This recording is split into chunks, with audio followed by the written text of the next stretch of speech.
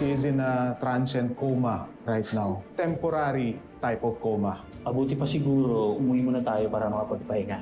Papantayan ko si Jessica. Gusto ko pagising niya nandito. Sasamahan kita. Yung Hazel na yan, ang gulo na naman. Nasaktan niya yung anak niya. So pati anak niya, hindi niya pinapatawad, no? Baka totoo nga yung sabi ng tatay mo na sinasaktan talaga sila nung Hazel na yun. Never in my wildest imagination na magtatagal ako dyan sa selda na yan. Nakatulog kakaisip sa anak ko.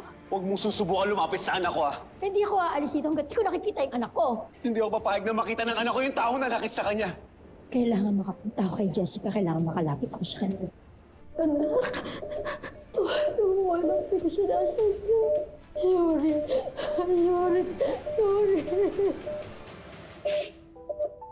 Inaamin ko, anak. Maling-mali na sinira ko yung party mo.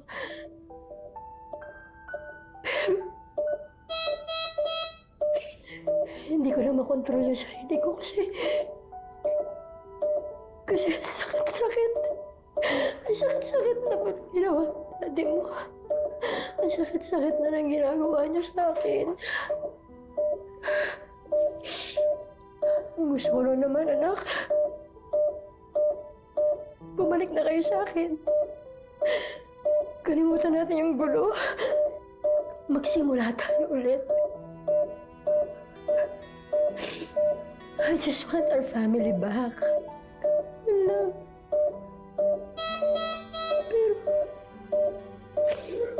Pero nangyari sa'yo to. Anak, hindi ko sinasadya, anak. At hindi ko mapapatawa ng sarili ko kapag may masama pang nangyari sa'yo. Diyos ko.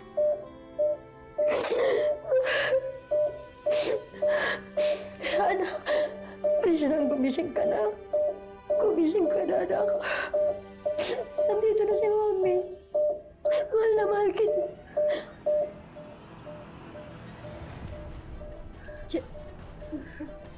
Jessica! Walang patulan! Tama na! Jessica! Jessica! Anak, gising ka na. Anak, gising ka na. Anak, gising ka na. Huwag niyo po lapitan, Mami.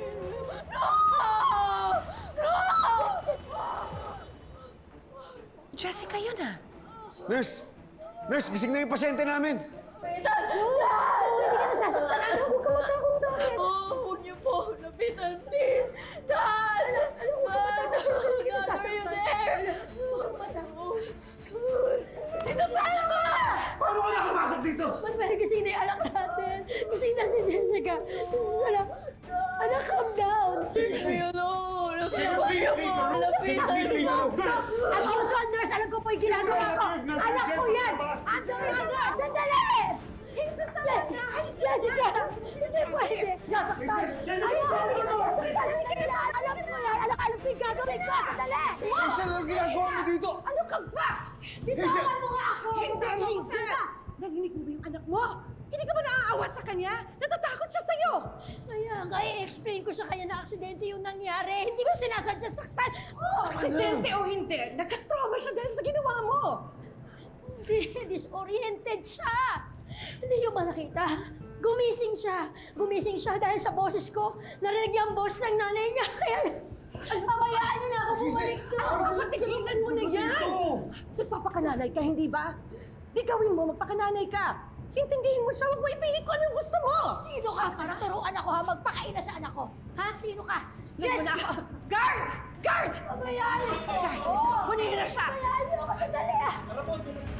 Sandali lang. Yung anak ko. Manuel. Anak ko si Jessica! Jessica!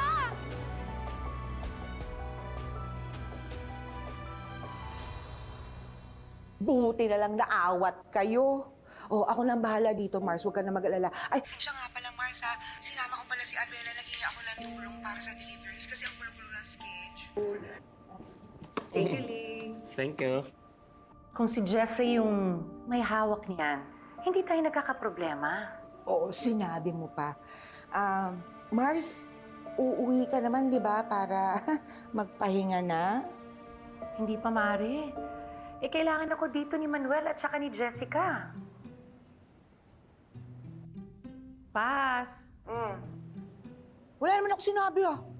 Wala ka nga sinasabi, pero ganyan naman yung itsura mo. Mars naman kasi, parang pinapatotohanan mo na yung bintang sa'yo ni Hazel na nagpapakananay ka dyan sa anak niya. Mare naman, alam nga namang iwan ko dito si Manuel. Baldado nga yung tao. Naku, nandiyan na sila. Okay, bye. Sige, bye Mars.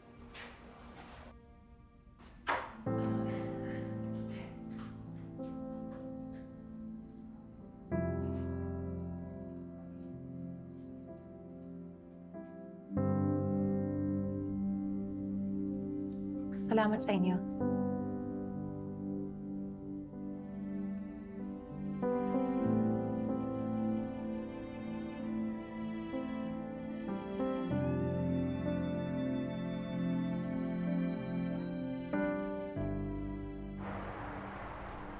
Walang yung babae.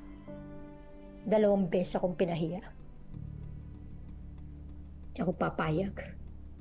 Hindi pwede. Madam Hazel, let's just focus on the complaints na final against you, no? Well, yung sa restaurant naman, madali lang yun. You can just pay for the damages. Hindi na sila maghahabol. Yung sa asawa ko.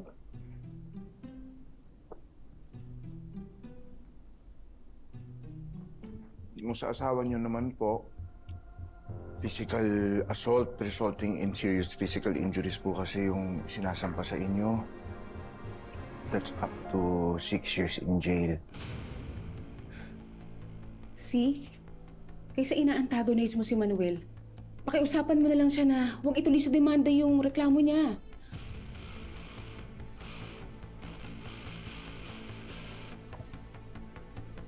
Madam, maraming salamat ho. Mauna na ho ako. Hatid ko na po kayo.